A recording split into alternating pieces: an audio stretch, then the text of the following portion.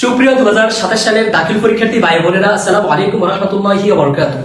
তোমরা সবাই কেমন আছো? আশা করি আলহামদুলিল্লাহ তোমরা সবাই ভালো আছো। তোমাদের জন্য আলহামদুলিল্লাহ আমিও ভালো আছি।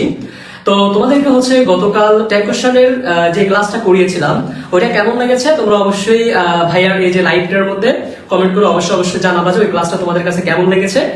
কারণ ভাইয়া চেষ্টা করে যাচ্ছে যে তোমাদেরকে কিছু দেওয়ার জন্য। আল্লাহ তাআলা যদি আমাকে সেই তৌফিক দান করে তাহলে ভাইয়া তোমাদেরকে যতটুকু ভাইয়া পারি ততটুকু তোমাদেরকে দিয়ে যাবো। তো ওই ক্ষেত্রে ভাইয়াকেও যদি তোমরা সাপোর্ট করো তাহলে ভাইয়া তোমাদের জন্য আরো ভালো কিছু নিয়ে আসবো। তো ভাইয়া আজকে তোমাদেরকে যে বিষয়টা নিয়ে আসছি তোমাদের জন্য সেটা হচ্ছে পাংচুয়েশন, যেটা হচ্ছে তোমাদের ইংলিশ সেকেন্ড পার্টের কোশ্চেন নম্বর 9। ওখানে তোমাদের 5 মার্ক থাকতেছে। কেমন? তো পাংচুয়েশনটা তোমরা কিভাবে করবা এবং কি কি তোমাকে জানতে হবে এবং কি কি বিষয় তোমার প্রশ্নটা আসতে পারে ওই বিষয়গুলো তুমি ভালোভাবে খেয়াল করলে বুঝে যাবা। তাহলে ভাইয়া ক্লাসটা এখান থেকে শুরু করতে যাচ্ছি, তোমরা মনোযোগ সহকারে ক্লাসটা কন্টিনিউ করবা। তো দেখো, আমরা প্রথমত যেটা পাই যে তোমাদের ইংলিশ গ্রামারের যে টপিকস গুলো টোটাল হচ্ছে 9টা টপিকস থাকে। 9টা টপিকস এর মধ্যে তোমাদের 3টা টপিকস হচ্ছে 10 মার্ক করে আর বাকিগুলো 5 মার্ক করে। ওই ক্ষেত্রে ট্যাগ কোশ্চেনে 5 মার্ক ছিল, ওটা গত ক্লাসে শেষ করেছি। আজকের ক্লাসে পাংচুয়েশন, ওটা তো 5 মার্ক। তো ইনশাআল্লাহ তুমি ক্লাসটা করলে 5-এ মোটামুটি 5-এ উঠাইতে পারবা। তো তাহলে দেখো আমরা ক্লাসটা শুরু করতে যাচ্ছি। তাহলে আমরা যেটা করাবো এটা হচ্ছে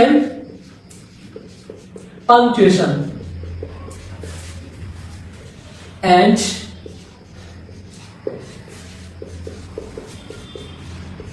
ক্যাপিটালাইজেশন। অর্থাৎ পাংচুয়েশন মানে হচ্ছে বিরাম চিহ্নের ব্যবহার। কি পাংচুয়েশন মানে আমরা যেটা পাই বিরাম চিহ্ন। এই যে বিরাম চিহ্ন সেগুলো হচ্ছে, যেমন আমরা কোথায় কমা বসাবো, কোথায় ফুল স্টপ বসাবো, কোথায় ইনভার্টেড কমা বসাবো, কোথায় সেমিকোলন বসাবো, কোথায় অ্যাপোস্ট্রোফ বসাবো, এগুলোই হচ্ছে আমাদের পাংচুয়েশন। এখন ক্যাপিটালাইজেশন এটা হচ্ছে আমরা বড় হাতের যে লেটার গুলো আছে এগুলো কোথায় ইউজ করব, সেই ইউজ যে করব আমরা কেন করব বা কিভাবে করব, কোথায় ইউজ করতে পারবো, এটাই হচ্ছে ক্যাপিটালাইজেশন। তো চলো আমরা একটা একটা করে শুরু করি। এবার প্রথমত আমরা যেটা পাচ্ছি যে প্রথম কথা হচ্ছে যে আমরা প্রথমে যেটা পাই ফুল স্টপ। তাহলে ফুল স্টপটা কোথায় বসবে? এক কথায় ধরে নিবা ফুল স্টপটা বসবে হচ্ছে তোমার assertive sentence, imperative sentence, objective plus হচ্ছে অ্যাব্রিভিয়েশনের ক্ষেত্রে এক রুলসে তোমার ফুল স্টপ শেষ। এখন ফুল স্টপটা অ্যাসার্টিভ মানেটা কি? অ্যাসার্টিভ হচ্ছে যখন আমরা একটা সিম্পল সেন্টেন্স পাবো, যেমন দেখো আমি লিখলাম যে একটা সিম্পল সেন্টেন্স হবে, একটা সিম্পল সেন্টেন্স, এটাই হচ্ছে আমার অ্যাসার্টিভ। সিম্পল সেন্টেন্সটা মানে কি? একটা সাবজেক্ট থাকবে, একটা ভার্ব থাকবে, একটা অবজেক্ট থাকবে। এই একটা সাবজেক্ট, একটা ভার্ব, একটা অবজেক্ট মানে হচ্ছে একটা সিম্পল সেন্টেন্স। এই যে সিম্পল সেন্টেন্স যেটা আছে এই সিম্পল সেন্টেন্সটাই হচ্ছে অ্যাসার্টিভ সেন্টেন্স। এই অ্যাসার্টিভ এর ক্ষেত্রে আমরা কি বসাবো? ফুল স্টপ বসাবো। নেক্সট যেটা ইম্পারেটিভ। তাহলে ইম্পারেটিভটা আমরা কি পাই? কারণ আমরা বলছিলাম অ্যাসার্টিভ, ইম্পারেটিভ, অবজেক্টিভ। তাহলে ইম্পারেটিভ হচ্ছে আমার ভার্ব দ্বারা শুরু হবে, অথবা আমার কি থাকবে? Please, order, advice, request, suggest, এগুলোর যে কোনো একটা থাকলেই হচ্ছে আমার সেটা ইম্পারেটিভ সেন্টেন্স হবে। যেমন দেখো আমি যদি এইভাবে লিখি, প্লিজ ওপেন দ্য ডোর, দয়া করে দরজাটি খোলো, তাহলে আমি এখানে কি ইউজ করব? অবশ্যই ফুল স্টপ ইউজ করতে হবে। তাহলে এটা হচ্ছে আমার ইম্পারেটিভ। অবজেক্টিভের ক্ষেত্রে দেখো, অবজেক্টিভটা হচ্ছে আমার মে, লং লিভ, গড ব্লেস। তো ভাইয়া তোমাদেরকে সবকিছু লিখে দেখাচ্ছি না, কারণ তাহলে ভিডিওটা অনেক বেশি লেন্থি হয়ে যাবে, তোমরা দেখবা না। তো ভাইয়া শর্টের মধ্যে, কারণ এগুলো তোমরা জানো এবং বুঝো। তো ওই ক্ষেত্রে ভাইয়া সবকিছু লিখবো না। তো তোমাদের অবজেক্টিভ যেটা, এটা হচ্ছে মে, লং লিভ, গড ব্লেস। এখান থেকে যদি কোনোটা তুমি সেন্টেন্সে পাওয়ার পরেই হচ্ছে এটা অবজেক্টিভ হিসেবে তুমি কাউন্ট করে তার শেষে তোমাকে ফুল স্টপ বসাতে হবে। এরপর যেটা চলে আসে অ্যাব্রিভিয়েশন। অ্যাব্রিভিয়েশন মানেটা কি? অ্যাব্রিভিয়েশন সেটা হচ্ছে দেখো ভাই তোমাদেরকে অ্যাব্রিভিয়েশনটা দেখাচ্ছি। অ্যাব্রিভিয়েশন মানে হচ্ছে আমরা যখন কোনো ওয়ার্ড বলতে যাই, ওয়ার্ডের কি সংক্ষিপ্ত বা সংক্ষিপ্ত যে ফর্মটা আছে বা শর্ট ফর্ম সেটা হচ্ছে, যেমন দেখো আমি যদি বলি রহিম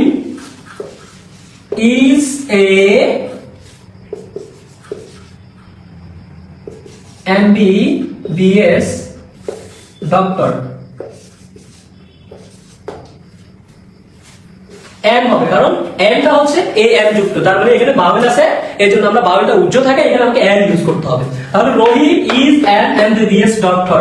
এই যে আমি সেন্টেন্সটা লিখলাম, এটাতে আমি দেখতে পাচ্ছি যে এমবিবিএস এটা হচ্ছে শর্ট ফর্ম। এই যে আমি এমবিবিএস যেটা পাচ্ছি এটা ফুল মিনিং আছে। এমবিবিএস এটার মাঝখানে আমাকে ফুল স্টপ দিয়ে আলাদা করতে হবে এবং সেন্টেন্সটার শেষে আমাকে ফুল স্টপ বসাইতে হবে। তাহলে আমরা যেটা দেখতে পাচ্ছি, আবার আমরা যখন বিএ অর্থাৎ ব্যাচেলর অফ আর্টস আমরা এটাকে ফুল স্টপ দ্বারা আলাদা করি। এমএ আমরা এখানে এটাই হচ্ছে অ্যাব্রিভিয়েশন, যে শর্ট ফর্ম থাকবে, যে শর্ট বা সংক্ষেপে যেগুলো চলে আসে এগুলোই হচ্ছে আমরা ফুল স্টপ দ্বারা আলাদা করব। তাহলে আমার এই যে এখানে ফুল স্টপ আমরা কোথায় কোথায় বসাবো, সর্বপ্রথম হচ্ছে অ্যাসার্টিভ সেন্টেন্সের ক্ষেত্রে ফুল স্টপ বসাবো, ইম্পারেটিভ, অবজেক্টিভ এবং অ্যাব্রিভিয়েশনের ক্ষেত্রে, এই চারটা জিনিসের ক্ষেত্রে আমরা ফুল স্টপ ইউজ করব। তাহলে আমাদের একটা কমপ্লিট। সব এরপর 2 নাম্বারটা যেটা চলে আসে, 2 নাম্বারটা হচ্ছে আমরা যেটা করব সেটা হচ্ছে ইন্টারোগেটিভ। কেমন? তাহলে ইন্টারোগেটিভটা পড়ার ক্ষেত্রে আমাকে দেখতে হবে নোট অফ ইন্টারোগেশন। এই যে নোট অফ ইন্টারোগেশন, অর্থাৎ এই চিহ্নটা যেখানে থাকবে এটার নাম হচ্ছে নোট অফ ইন্টারোগেশন। এটা থাকাই হচ্ছে আমরা যখন এটা দেখবো আমরা এটাকে ইন্টারোগেটিভ সেন্টেন্স হিসেবে কাউন্ট করব। তাহলে এটার শেষে আমরা কি বসাইতে হবে, এই যদি একটা সেন্টেন্স আমরা লিখে থাকি যেমন when do you read, তুমি কখন পড়ো, তাহলে আমরা when do you read, তাহলে আমরা শেষে কি বসাইছি, নোট অফ ইন্টারোগেশন। এখন আমি কিভাবে বুঝবো যে এখানে নোট অফ ইন্টারোগেশন বসবে, ওই ক্ষেত্রে আমাকে দেখতে হবে যদি কোনো সেন্টেন্সের শুরুতে WH ওয়ার্ড অথবা ডো ওয়ার্ড থাকে তাহলে আমাকে এই সেন্টেন্সটার শেষে নোট অফ ইন্টারোগেশন বসাতে হবে। তাহলে তোমাদের ইন্টারোগেটিভটাও ক্লিয়ার। এরপর আমরা চলে যাব হচ্ছে এক্সক্লামেটরি। দেখো এই যে আমরা এখানে যেটা পাচ্ছি note of exclamation, note of exclamation, এই যে এটা হচ্ছে এক্সক্লামেটরি সেন্টেন্সের ক্ষেত্রে আমরা ইউজ করব। এখন এক্সক্লামেটরি সেন্টেন্স আমরা কিভাবে বুঝবো, ভাই দেখো একটা উদাহরণ দ্বারা বোঝাচ্ছি। যেমন এক্সক্লামেটরি সেন্টেন্সটা হচ্ছে যখন কোনো সেন্টেন্সে কোনো কি আবেগ, অনুভূতি, আনন্দ, দুঃখ, ইচ্ছা, আকাঙ্ক্ষা এই রিলেটেড যেগুলো বুঝাবে, এই যে মানে আশ্চর্যবোধক যে কথাবার্তাগুলো কোনো সেন্টেন্সে বুঝায়, তখন ওই সেন্টেন্সটাই হচ্ছে এক্সক্লামেটরি সেন্টেন্স। তাহলে আমরা যেটা দেখতে পাই, আমি যদি বলি alas I have failed the JDC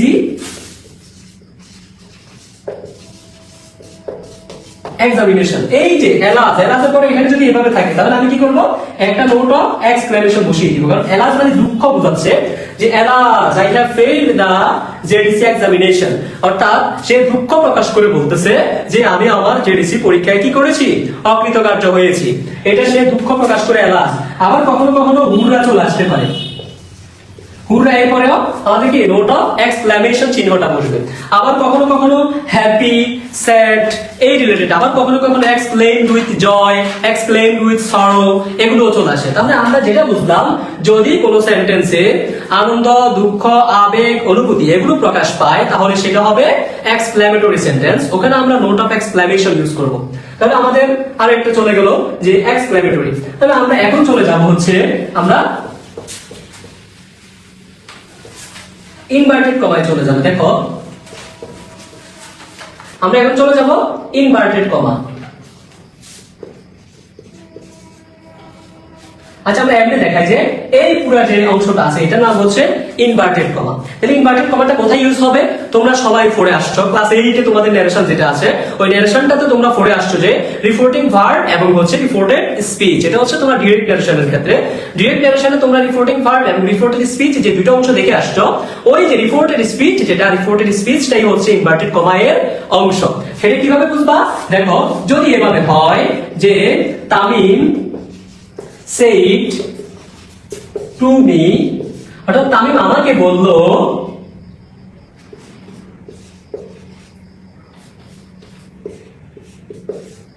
he was ill, অর্থাৎ সে অসুস্থ ছিল। এই যে আমরা এখানে যেটা ইউজ করলাম,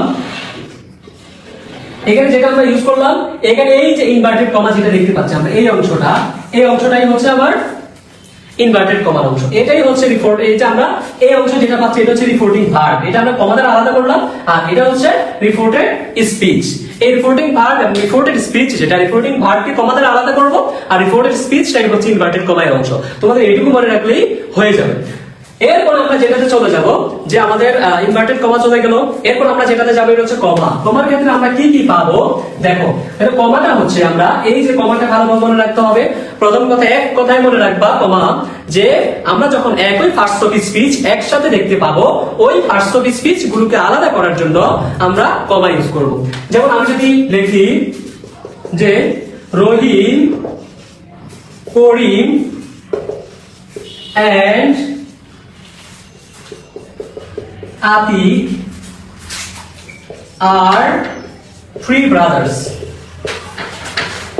আমি যদি এটাকে এভাবে লিখি, রহিম, করিম এন্ড আতিক আর 3 ব্রাদার্স, এই যে এখানে আমি যেটা পাচ্ছি রহিম নাম করিম একই রকম কোন ব্যক্তির নাম বোঝাচ্ছে, তাহলে আমি দেখা যাচ্ছে রহিম আর করিম যে দুইটা পাচ্ছি এটার মাঝখানে আমি কমা দ্বারা আলাদা করবো। কিন্তু এটাকে আলাদা না করার কারণ হচ্ছে এটা এন্ড দ্বারা অলরেডি যুক্ত আছে, তাই আমাকে এটা কমা দ্বারা আলাদা করতে হবে না, আমাকে রহিম আর করিম দুইটাকে কমা দ্বারা আলাদা করতে হবে, আলাদা করে আমি এটা কমপ্লিট করতে হবে। তাহলে আমার এখানে কমা চলে আসছে কি, যদি একই পার্টস অফ স্পিচ কয়েকবার চলে আসে তাহলে ওগুলোকে আলাদা করার জন্য আমি কমা ইউজ করবো। নেক্সট যেটা চলে আসে, যদি পেয়ার অফ ওয়ার্ডস অর্থাৎ জোড়ায় জোড়ায় যে শব্দগুলো চলে আসে ওগুলোকে আলাদা করার জন্য আমার কমা লাগবে। এরপর চলে আসে সিনোনিম, যদি একই রকম অনেকগুলো ওয়ার্ড পাই ওগুলোকে আলাদা করার জন্য আমাদের কমা ইউজ করতে হবে।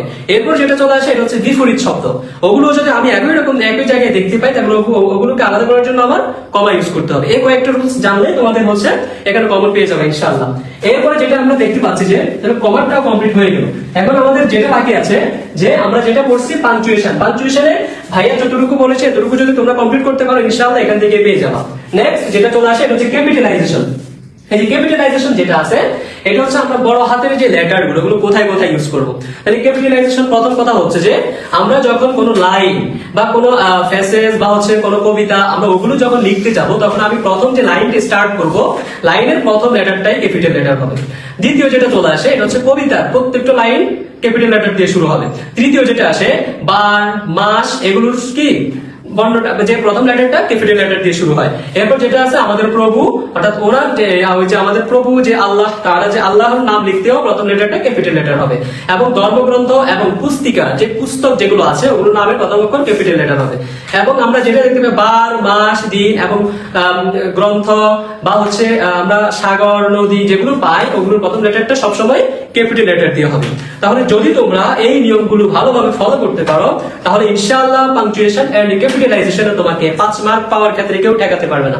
তাই ভাইয়া তোমাদেরকে বলছি যে কাইন্ডলি ক্লাসটা একবারে স্টার্ট টু এন্ড অর্থাৎ শুরু থেকে শেষ পর্যন্ত যদি তুমি ভালোভাবে করতে পারো তাহলে ইনশাআল্লাহ ভাইয়া কথা দিলাম যে তোমার 5 মার্ক উঠাইতে তাহলে তোমাকে আর কেউ ঠেকাতে পারবে না। তাই ভাইয়া যে 27 বেচে যারা আছো এসএসসি পরীক্ষার্থী তোমাদেরকে আবারও বলছি ভাইয়া যে ক্লাসটা কোনোভাবে স্কিপ করে দেখবে না, ক্লাসটা শুরু থেকে শেষ পর্যন্ত দেখো, তাহলে আর তোমাকে আর কোনো ক্লাস দেখতে হবে না। এই একটা ক্লাস দিয়ে তুমি ইনশাআল্লাহ পাংচুয়েশন 5 উঠাইতে পারবা।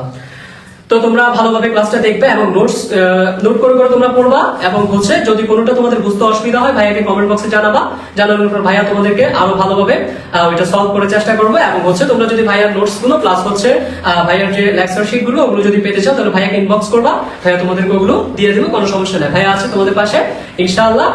সফলতার দ্বার প্রান্ত পর্যন্ত ভাইয়া তোমাদের সাথেই থাকবো। ভাইয়ার জন্য দোয়া করবা এবং তোমাদের জন্য দোয়া ও শুভকামনা রইল। সকলে ভালো থাকো, সুস্থ থাকো। আসসালামু আলাইকুম ওয়া রাহমাতুল্লাহি ওয়া বারাকাতুহু। দেখা হচ্ছে পরবর্তী ভিডিওতে। আল্লাহ হাফেজ।